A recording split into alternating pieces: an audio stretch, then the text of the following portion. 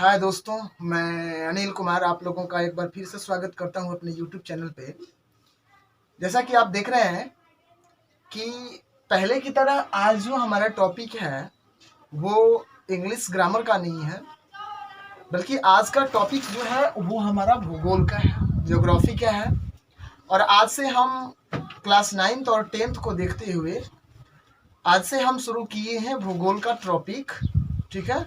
और इसमें देखेंगे कि आखिर उसमें है जो भी चीज़ें हैं उस बुक में, उसको देखते हुए हम आज ये शुरू किए और इसके आगे देखेंगे कि उसमें क्या है।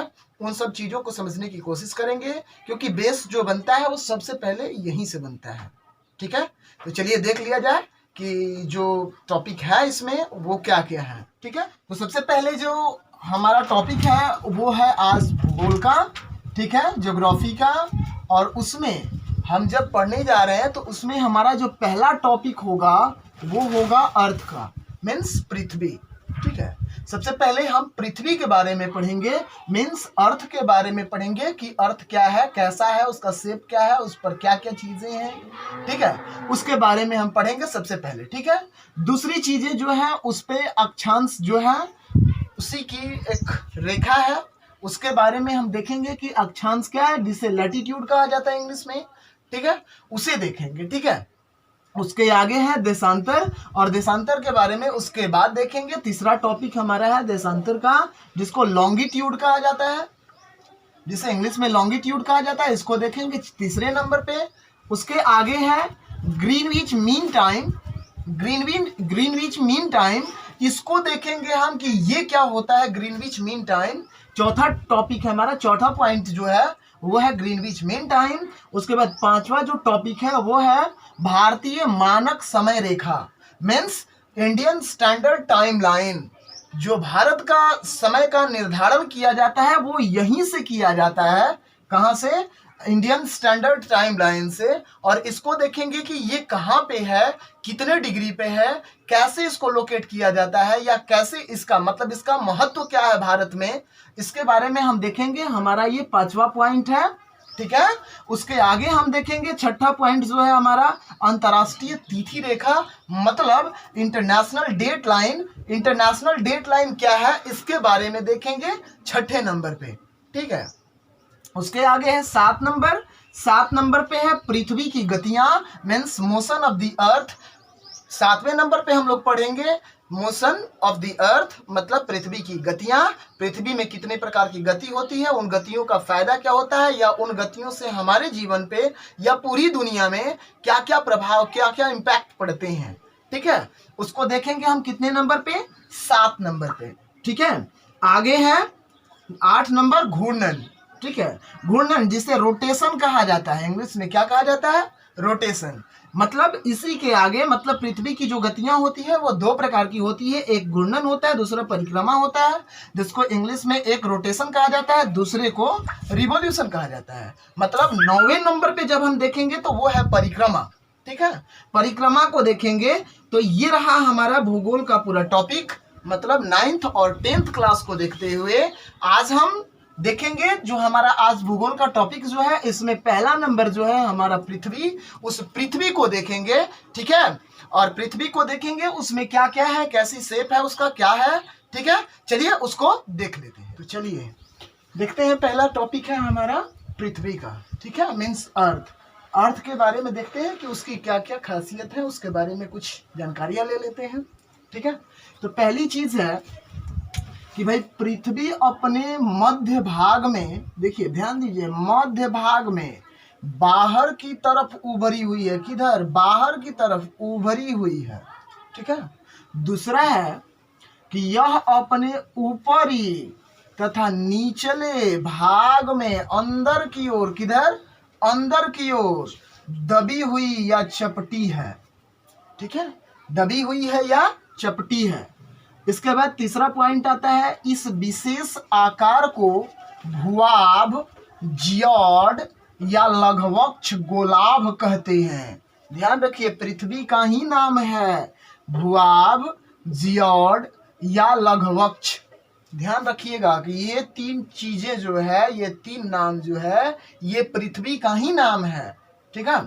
अच्छा, पृथ्वी की परिधि, ध्यान दीजिए परिधि, पृथ्वी की परिधि ईस्ट टू वेस्ट मीन्स पूरब से पश्चिम की ओर, मतलब पृथ्वी हो गई और उसको ऐसे घुमा करके ऊपर से यदि धागा बांधा जाए तो उसका मतलब कि उसकी कितनी लंबाई होगी, 40,075 किलोमीटर। ध्यान रखिए 40,075 किलोमीटर। वहीं यदि नॉर्थ टू साउथ देखा जाए तो ये है 40,007 किलोमीटर। यदि नॉर्थ से साउथ में ऐसे करके पृथ्वी को लपेटा जाए या उसकी परिधि को देखा जाए तो ये है 40,007 किलोमीटर। और यदि पूरब से पश्चिम देखा जाए तो ये है कितना, 40,075 किलोमीटर। ठीक है। अच्छा, उसके बाद है पृथ्वी की त्रिज्या। पृथ्वी की त्रिज्या मतलब केंद्र से, जो पृथ्वी का केंद्र है वहां से यदि त्रिज्या लिया जाए तो उसकी लंबाई कितनी है भाई, 6400 किलोमीटर।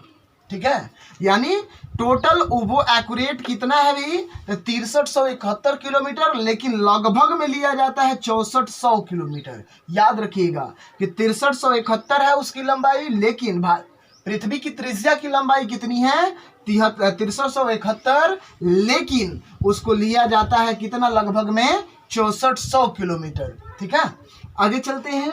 ये कह रहा है कि उत्तरी ध्रुव पर किसी भी चीज का 2 किलो वजन घट जाता है। कहाँ पे, उत्तरी ध्रुव पे।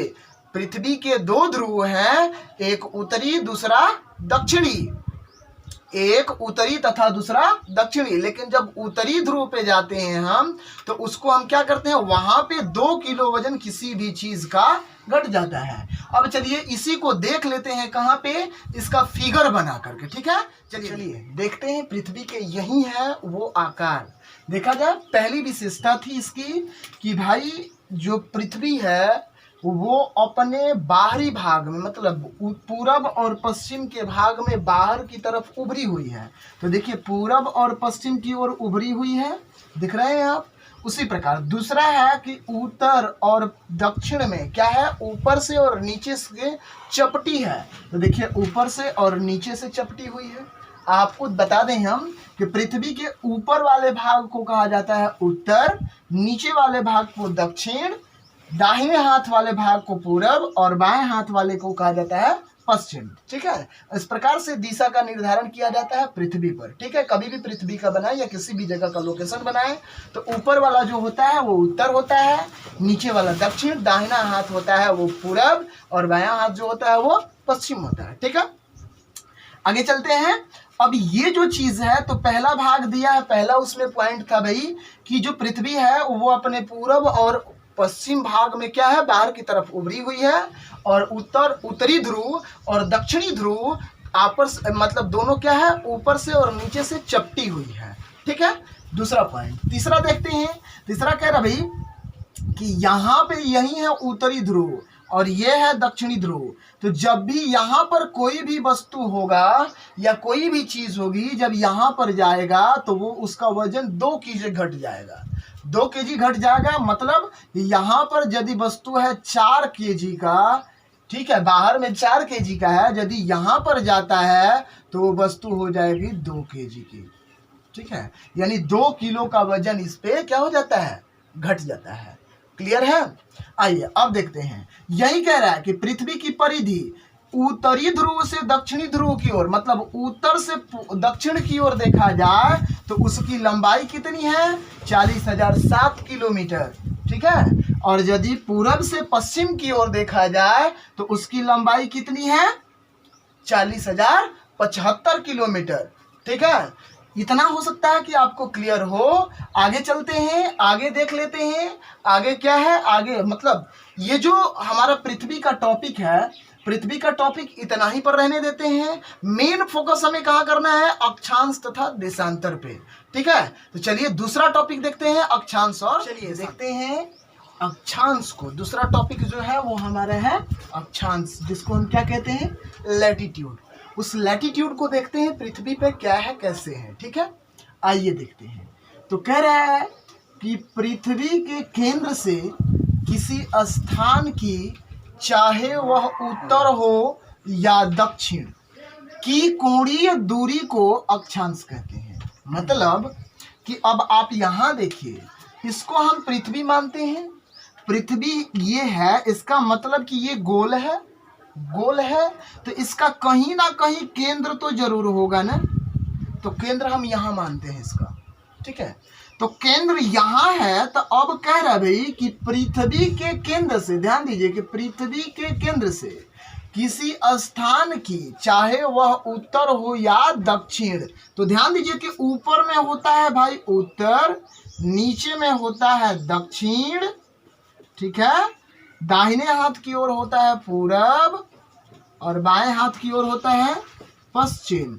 तो अब आप ध्यान दीजिए, थोड़ा सा कह रहा है कि चाहे वह उत्तर हो या दक्षिण, ध्यान दीजिए, तब पृथ्वी के केंद्र से, अब यही देखिए कि ये केंद्र है और केंद्र को काटते हुए एक रेखा हम निकाल दिए, ठीक है, एक रेखा निकाल दिए। अच्छा, अभी आप ही बताइए कि केंद्र को होते हुए गई है रेखा, तो ये केंद्र पर कितने डिग्री का कोण बनाएगी?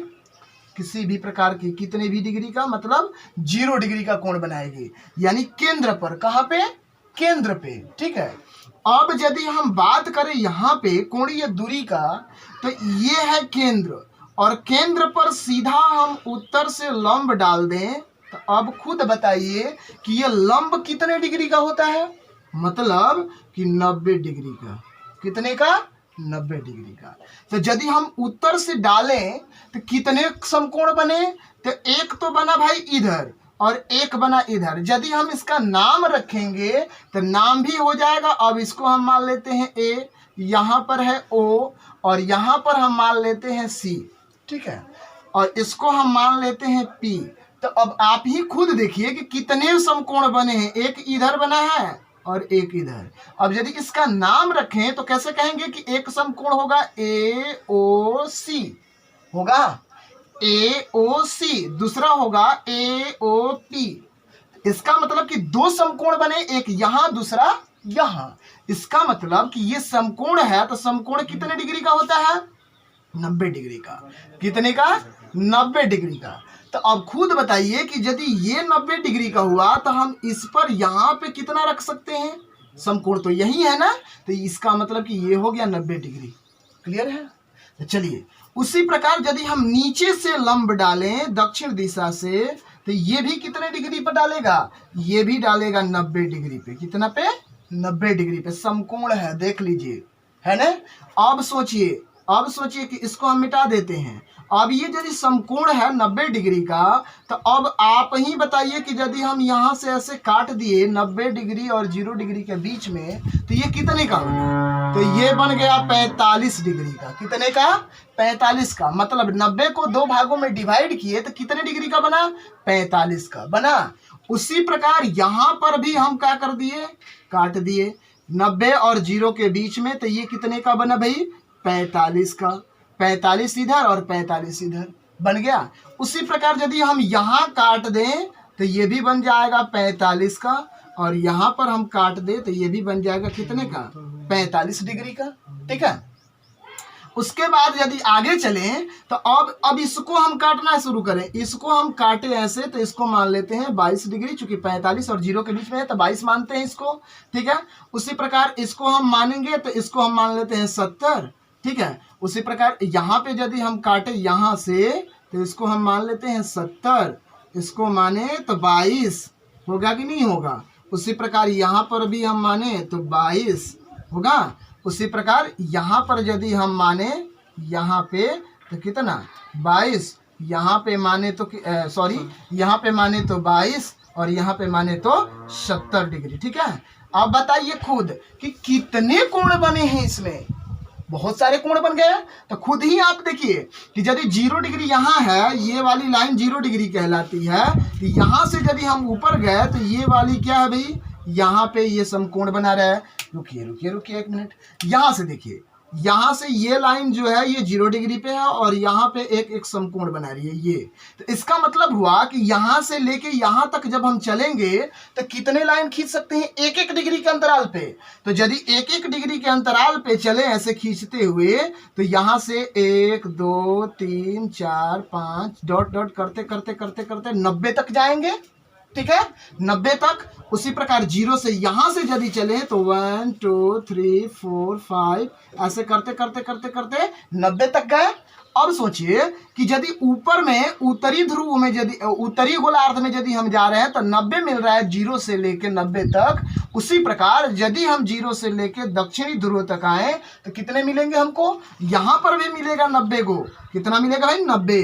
तो 90 मिलेगा यहाँ पर भी और ऊपर भी मिलेगा 90। तो यदि हम, अब ध्यान दीजिए दूसरी बात, अब यहाँ पे यदि हम देखें यहाँ पे तो कह रहा है कि इसे डिग्री में मापते हैं, इसलिए हम डिग्री का निशान दिए हैं। तीसरी बात कि समान अक्षांशों को मिलाने वाली रेखा को अक्षांश रेखा कहते हैं। अब यहाँ पे एक बात क्लियर करनी चाहिए आपको कि अक्षांश अलग है और अक्षांश रेखा अलग है। ठीक है, अक्षांश अलग है। अक्षांश का मतलब कि पृथ्वी के केंद्र से किसी जगह की कोणीय दूरी है। ठीक है, और अक्षांश रेखा क्या है? तो अक्षांश रेखा वो है कि जो समान अक्षांशों को मिला रही है रेखा, उसको हम अक्षांश रेखा कह रहे हैं। जैसे देखिए यहाँ पर भी 70 डिग्री और यहाँ पर भी 70 डिग्री, तो 70 को यदि ये मिला रही है रेखा तो इसका मतलब कि ये है अक्षांश रेखा। यदि 45 डिग्री और 45 डिग्री को यहाँ पे मिला रही है ये रेखा, तो ये रेखा है अक्षांश रेखा। उसी प्रकार यहाँ 22 डिग्री और यहाँ 22 डिग्री को यदि मिला रही है रेखा, तो ये रेखा कहलाएगी अक्षांश रेखा। ये जो बिंदु है इसी को हम कहेंगे अक्षांश। क्लियर है? इसी को कहेंगे हम अक्षांश। और रेखा क्या है? वो रेखा आप समझ गए। तो जिस प्रकार ऊपर बने हैं उसी प्रकार ये, अब ऐसे हम काटे 1-1 डिग्री के अंतराल पर ऐसे रेखा खींचते चले जाएं तो बताइए कितनी रेखाएं हम खींच सकते हैं? कितनी रेखाएं खींच सकते हैं? कितने अक्षांश हमको मिलेंगे? तो हमें अक्षांश मिलेंगे 90, लेकिन रेखा खींचेंगे कितने? 89। ध्यान रखिए 89 क्यों? क्योंकि 0 पे जब जाएंगे, 90 डिग्री पे जब जाएंगे हम, तो वहां पर रेखा नहीं खींच सकते वहां पे, क्योंकि जो 90 डिग्री है वो एक ध्रुव मतलब एक गोलार्ध में एक ही 90 डिग्री का कोण बनता है। इसलिए एक ही 90 डिग्री के कोण को कोई लाइन तो मिला नहीं सकती, दो छोर पे मिला नहीं सकती। इसलिए जो 90 डिग्री होता है वो बिंदु होता है, वो कोई लाइन नहीं होती है। याद रखिएगा। ठीक है, आगे आने वाले चैप्टर में, आगे आने वाले वीडियो में आपको ये अच्छे से हम समझाएंगे क्यों होता है, कैसे होता है। ठीक है, तो यदि हम 0 से लेकर के यहां तक आ रहे हैं तो हमें 89 लाइन मिल रही है, रेखा मिल रही है 89, लेकिन अक्षांश कितने मिल रहे हैं हमको?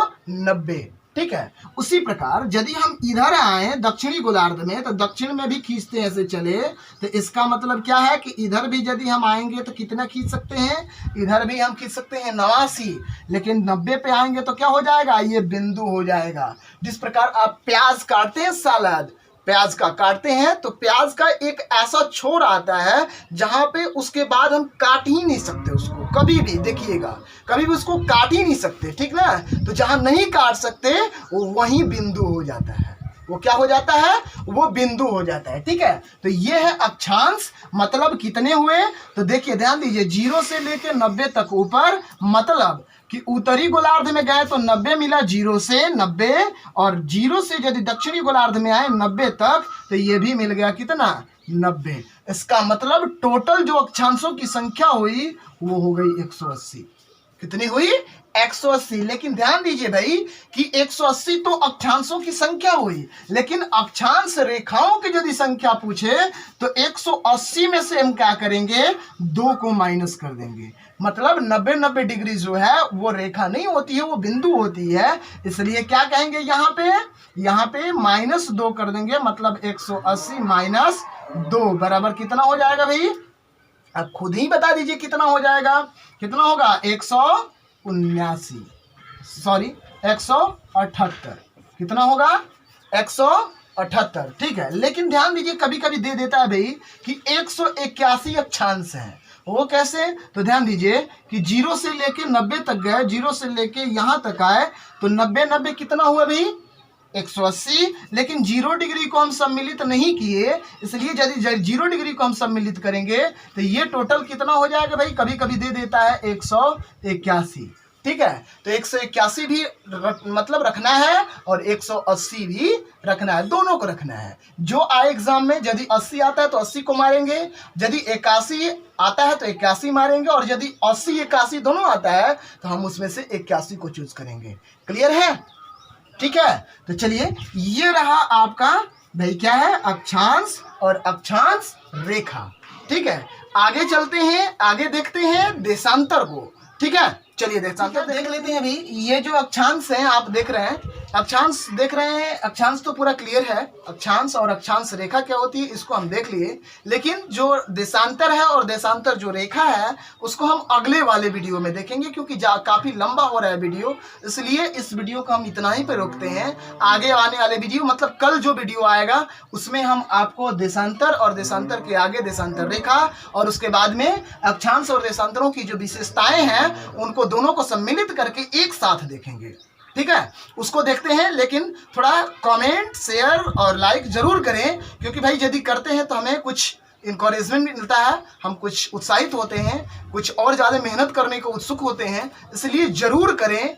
ठीक है, कुछ कमेंट लाइक या शेयर जरूर करें। ठीक है, थैंक यू, धन्यवाद।